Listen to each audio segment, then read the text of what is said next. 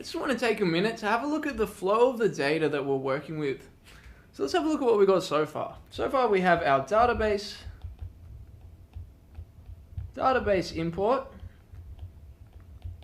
We have our .csv file, which is then turning into a star info array.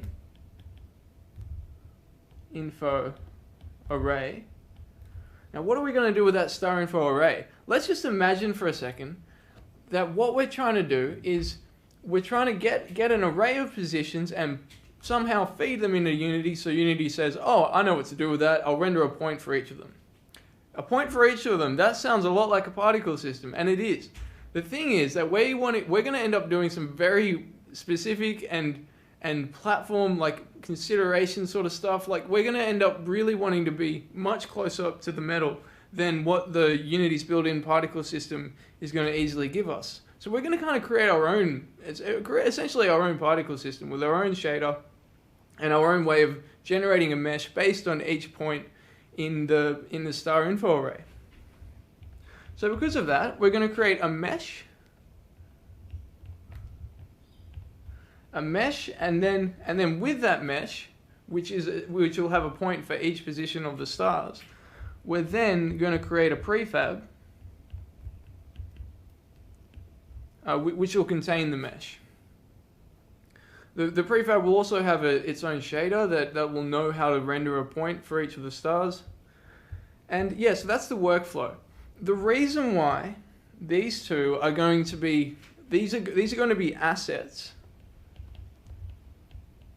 The reason why they're going to be assets and not just rendered in play mode is we want to be very explicit to Unity and saying, no, I want you to save these files to the disk and they're always going to live in storage rather than kind of on RAM or loaded when you press play or something like that, because we're working with so much data and we're creating these meshes procedurally. We want to do it right. We want to create assets in the assets folder, which are going to exist when we close the program. They're going to be there.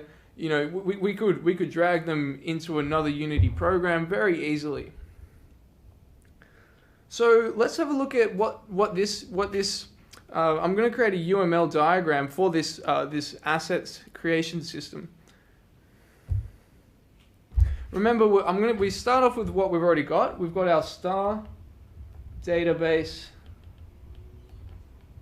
loader, which has our array of star info. Okay. All right, so that's the information that's coming in. What we want to do now is we want to create a mesh asset for that star info array.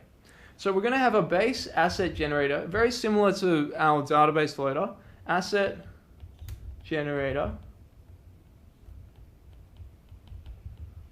which will have a single function called generate.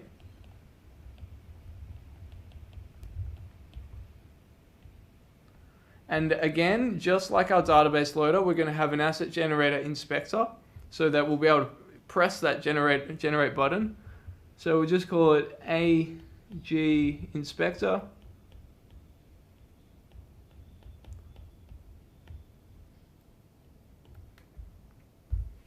Okay. And our star mesh generator, the class that's going to create a mesh from this list of star info objects, that's going to be a asset generator. It's going to inherit from asset generator. So we've got a star mesh generator. It's also going to have access to this array of star info.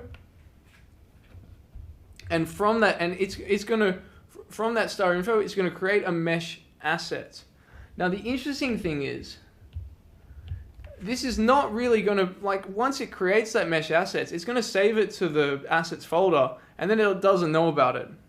So we're going to have, eventually we're going to have a prefab generator. We'll just call it a mesh prefab generator. Now it's going to know, it's going to be an asset generator as well. It's going to know where this mesh file is, and it's going to create a prefab which has that mesh inside.